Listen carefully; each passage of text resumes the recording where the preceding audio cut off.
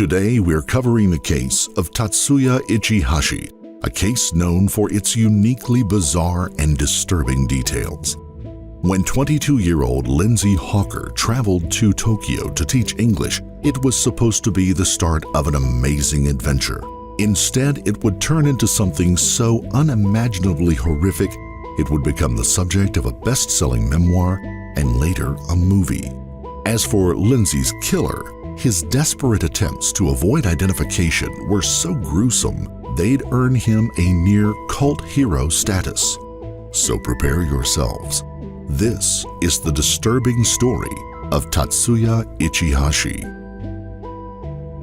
Before we start, we would like to send our heartfelt sympathies to the loved ones of Lindsay Ann Hawker, whose life was ended in such a savage and senseless way. This story takes us to Tokyo, Japan, a megacity of 35 million inhabitants famous for both the ultra-modern and the traditional. Home to anime, manga, electronic megastores, and more Michelin stars than London and Paris combined.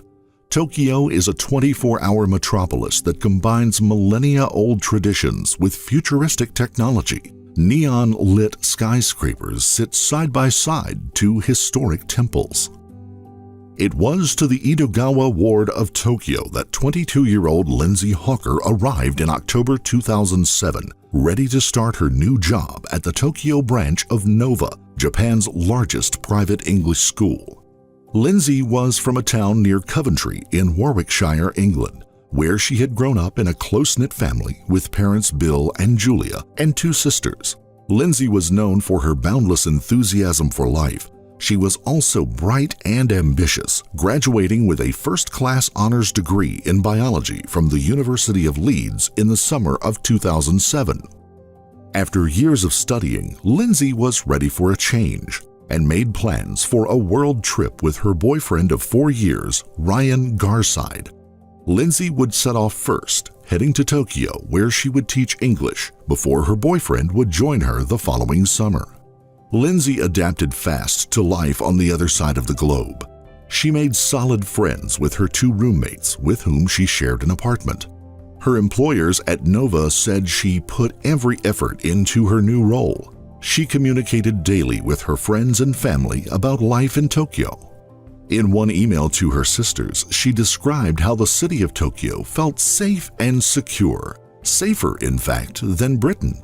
They were words that would later haunt her family. On the morning of March 25th, she packed her tote bag with her teaching materials and said goodbye to her roommates and left the apartment on her bike. She would never return again. On March 26, 2007 at 2:30 p.m., Lindsay's father received a call from a staff member at the Nova Language School. Lindsay had failed to turn up for her classes for 2 days in a row.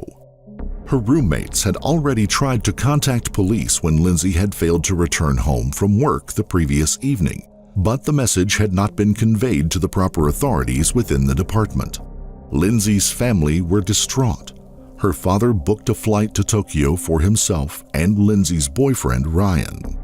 At Lindsay's apartment, officers tried to piece together Lindsay's last movements. Both her roommates and her boyfriend Ryan had vital information to share, and all of it created a clear and chilling picture. 6 days earlier, on March 20th, Lindsay had been traveling home on the train after drinks at a bar called Hippy Dippy Doo when a strange man approached her. He was several years older than her and claimed to be one of her students in her class. But Lindsay knew all of her students, and he was not one of them. Lindsay had politely excused herself and exited the train at her station. She had almost arrived home on her bike when she suddenly spotted the man right behind her, jogging fast. He had tailed her all the way from the station and now pitched up on her doorstep. He asked again if she recognized him. Now, a little frightened, Lindsay repeated that she didn't. This time, he explained that he wanted to go abroad to study and was desperate for an English tutor. He then asked her for a glass of water. Thinking he was simply enthusiastic and maybe a little eccentric, Lindsay invited him into her apartment where her roommates were both home. Inside, he sketched a picture of Lindsay and signed it with his name, Tatsuya Ichihashi, a phone number, and an email address. Officers now searched Lindsay's room where they located the sketch the man had given her. Lindsay, her roommates said, had agreed to meet the man in a cafe for an English lesson. They had warned her against it, but Lindsay could see no harm in it, and on March the 20th had set off to meet him at the Duo Tour Cafe. It was the last time they'd see her. Lindsay's last Facebook message was written on March 20th and had said, "Love you lots. Don't worry about the guy who chased me home. It's just crazy Japan. Miss you." Meanwhile, police had pulled grainy surveillance footage from the morning of the 25th of March 2007 at the Duo Tour Cafe near the station in East Tokyo. The footage captured Lindsay and the mysterious man named Ichihashi ordering drinks at the counter. Lindsay appears to feel awkward, repeatedly pushing her hair aside. The pair sit together at a table for 50 minutes while Lindsay gives him a language lesson. When it's time to leave, Ichihashi makes exaggerated gestures of searching and failing to find his money. At 10 a.m., the pair get up and leave and are seen getting into a taxi together. By 5:20 p.m. on the evening of March 26th, two officers had located and arrived at Tatsuya's apartment in Ichikawa. The man who Lindsay had just gotten into a taxi with had, in fact, been watching her for months. 28-year-old Tatsuya Ichihashi lived alone in a 3-bedroom apartment bought for him by his parents in the Chiba Prefecture, a suburban town east of Tokyo. The son of two wealthy professionals, his mother was a dentist and his father a brain surgeon, Tatsuya hadn't inherited either his parents' ambition or academic ability. Under his parents' duress, he attended Chiba University and graduated with a major in horticulture in 2005. But he had never worked in the field of horticulture and had spent the past 2 years living off of his parents' monthly allowance. Tatsuya found himself a girlfriend during his time at college, but those who knew him described him as a loner, someone known in Japanese culture as a hikikomori, or someone who suffers extreme degrees of social isolation. He was obsessed with violent manga and for several years had been displaying some troubling behavior. 2 years earlier, he had assaulted a woman on a street while attempting to rob her. The woman had settled out of court with Tatsuya's parents. While at university, Tatsuya had been given a formal warning for stalking a woman. Oddly, his girlfriend later described their relationship as stable and serious. She would visit him several times during his early years in prison. She said Tatsuya was obsessed with physical fitness and would spend hours each day working out at the gym and regularly cycling 15 miles a day. By 2007, however, there were signs that Tatsuya's mental health was deteriorating. He reportedly told acquaintances that he felt he was becoming unstable, but it's not clear whether anyone urged him to seek help. Instead, it seems, he developed a fixation with a random stranger, the young British English language teacher Lindsay Hawker. According to police, Tatsuya had stalked Lindsay Hawker for several months before working up the courage to approach her on the train. He spotted the logo for the English language school on her tote bag and used it as an excuse to connect with her. He now used the excuse of having no money to lure her to his apartment in Ichikawa. It was a 5-minute drive away. Once outside, Lindsay asked the taxi driver to wait for her while she went in to collect the money. 7 minutes passed with no signs of Lindsay, and the taxi driver drove away. He was the last person, other than her killer, to see her alive. Once at Tatsuya's apartment, police waited outside for him to exit. They were not permitted by Japanese law to knock without proper cause. Knowing his previous allegations of stalking and robbery, they had called for backup. By 8 p.m., 9 officers had assembled on both the ground floor and outside of his 4th-floor apartment. 2 hours after the last officers arrived, Tatsuya burst out of his apartment and headed down the building's fire escape. He was barefoot and carrying a rucksack. With several officers close behind him, Tatsuya evaded them by vaulting the last stairway to the ground and sprinting into the street. He was spotted once more by police officers, but once again evaded them by zigzagging through the street. It was the closest they would get to catching him for more than 2 years. As for the location of Lindsay, on the other hand, that would happen much sooner. On Tatsuya's balcony, police noticed a bathtub had been freshly filled with a mix of sand and compost. A potted plant stood next to the bath, as though he had left before having a chance to plant it. And Tatsuya had not quite finished his task. A small white hand protruded from the mixture in the bathtub. Neighbors would later say they heard a heavy scraping sound the evening before, undoubtedly the sound of Tatsuya dragging his bathtub onto the balcony of his apartment. Police uncovered Lindsay's naked body from inside the bathtub. She had been gagged with a scarf, and her feet and hands had been bound with gardening ties. Bruising across her upper body suggested she had endured a savage and prolonged attack. Both Lindsay and Tatsuya had been trained in martial arts. Lindsay had fought off her attacker bravely, but she was no match for Tatsuya in strength.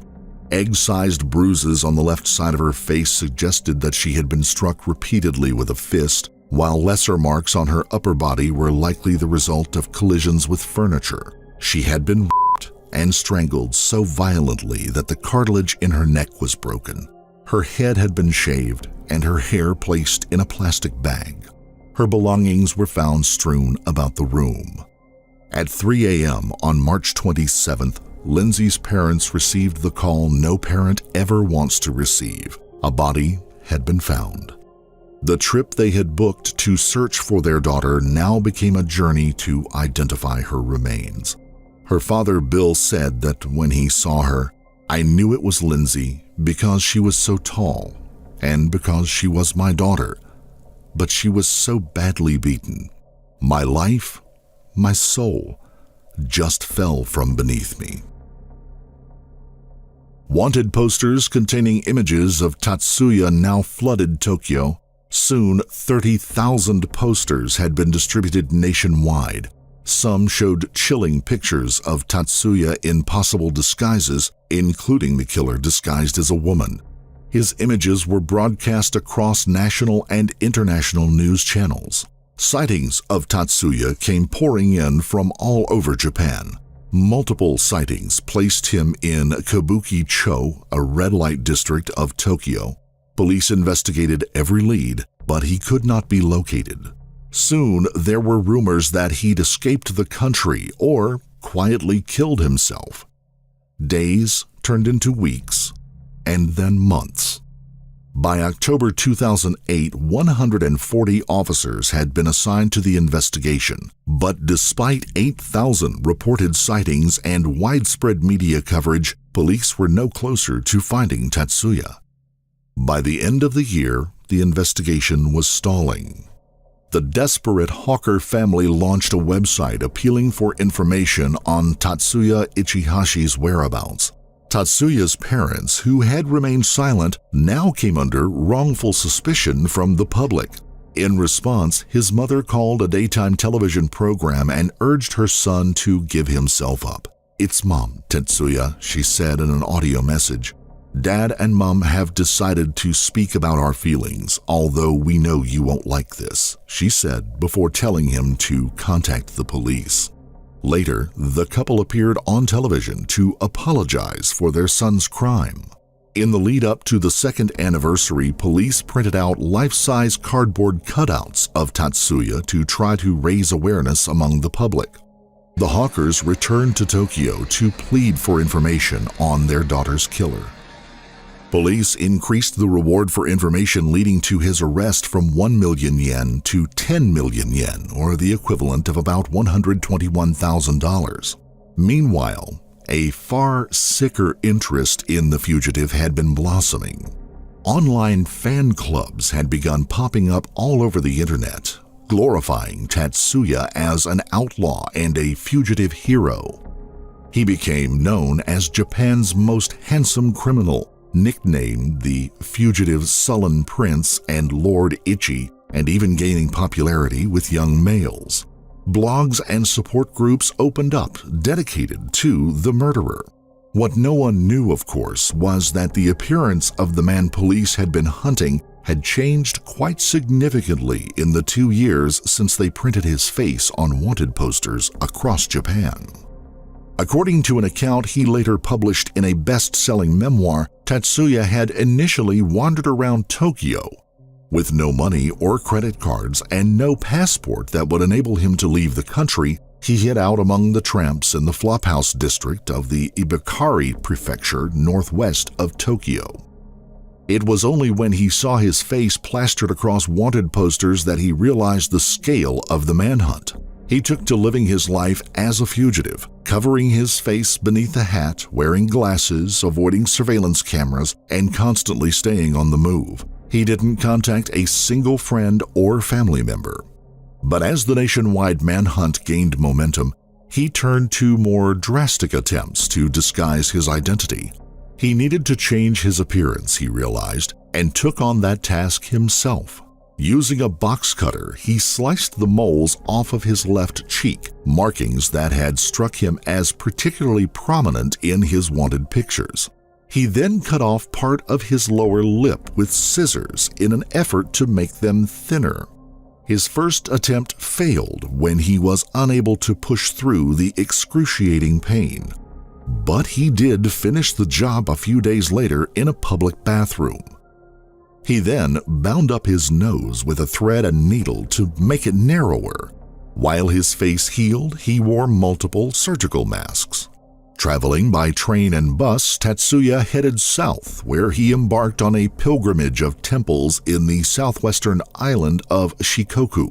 He wanted to atone for the killing, and when visiting shrines, he would pray for Hawker to come back to life, an idea he got from a novel in which the dead are resurrected after someone who is thinking of them tours those same temples.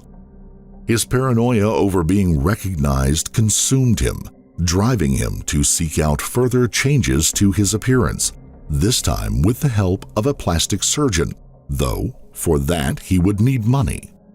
Using the name and address of a dead man called Kosuke Inoue, Tatsuya took a job at a construction company in Osaka, where he worked for the next 13 months, saving about 1 million yen. He spent most of the money on 2 cosmetic surgery operations, one to acquire a longer and narrower nose, and the second to raise the bridge of his nose. He gave false names and addresses at the clinics and failed to return for any follow-up appointments. Colleagues later said he rarely mixed with them, spending most of his time reading comics and watching videos in his room at the company's dormitory. He never removed his red cap or black-rimmed glasses in public. When he was persuaded to join the company bowling trip in April, he hid behind a colleague in a group photograph. We gossiped that he was an odd guy, but I never thought he was the suspect, a former colleague told the Yomiuri Shimbun newspaper. It occurs to me now that he was saving the money for cosmetic surgery. In the end, the attempts to obscure his identity were his undoing.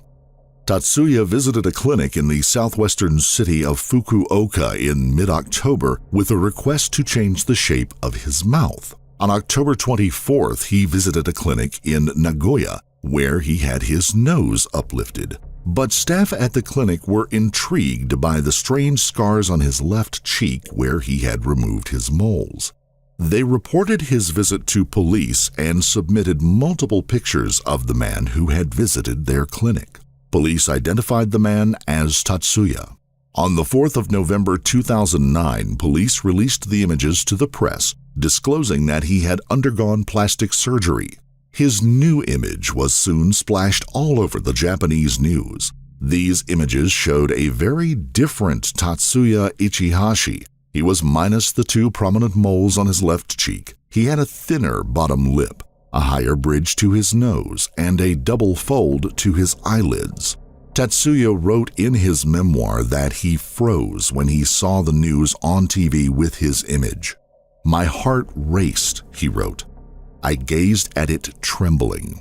He immediately got a haircut and bought a party disguise set, including a beard, sideburns, and mustache, and then headed to the ferry terminal at Osaka. On November 10, 2009, moments before he was due to set sail for Okinawa, an island in Japan's far south, a passer's-by gaze was drawn to a tall, suspicious-looking youth wearing a hat, sunglasses, and a paper surgical mask. More than 2.5 years after he had become one of Japan's most wanted suspects, Tatsuya Ichihashi was arrested at the ferry terminal in Osaka for the murder of Lindsay Hawker. This has been a long, hard battle for the Hawkers, and the battle is over. We've worked tirelessly as a family. We've never given in for our daughter.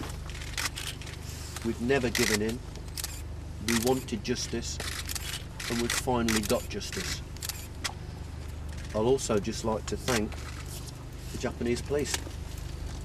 After a very bungled start to my daughter's murder, they've got their man. They've worked tirelessly, and they've eventually got the man. And the chief officer told me they would get the man sooner or later. We're just so relieved that this part of our life is over. I can go down to my daughter's grave this afternoon and tell her. Thank you.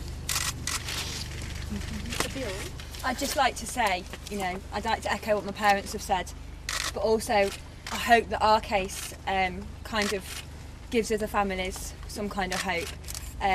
We thank the Japanese press, we thank the Japanese people, but really it's us that have done this. We haven't given up, not from day one. All the sleepless nights, all the not eating, all the crying, all the tears, it's all been worth it now, and we've got what we wanted, which was justice for Lindsay. Kakoi! He's really cool, one blogger posted. When he was arrested, I thought his disheveled black hair and the line along his neck to his jaw made him look so sexy, another sighed. Other fans explained their admiration for Ichihashi with one writing. The son of physicians, he is tall. He has a lean, mean physique, a talent for illustrating, and can converse in a foreign language. Lindsay's distraught family pushed for Ichihashi to be executed through Japan's death penalty procedure. His lawyers, however, successfully argued that he should be kept alive based on the potential for him to be reformed. During his trial, Tatsuya admitted raping and killing Lindsay Hawker, but claimed he killed her by accident when he was trying to muffle her screams for help. He also said that he had attempted to resuscitate her and had called an ambulance, but no evidence has ever been produced to support that claim. According to prosecutors, he had beaten Lindsay shortly after she had entered the apartment and used tape to bind her while he raped her. In early 2011, Tatsuya published a book detailing his time on the run titled Until the Arrest. In the book, he skipped over the atrocities of his crime, the truth of what happened that morning, and his motives for killing an innocent woman, instead focusing on his adventures while as a fugitive, living in constant fear of arrest. The book went on to become a bestseller in both Japan and Britain. So much so, the story was turned into a film called I Am Ichihashi, Journal of a Murderer. On July 21, 2011, the Chiba District Court sentenced Ichihashi to life imprisonment for the murder of Lindsay Hawker. Lindsay's father said of the sentencing, "We wanted justice, and we finally got justice."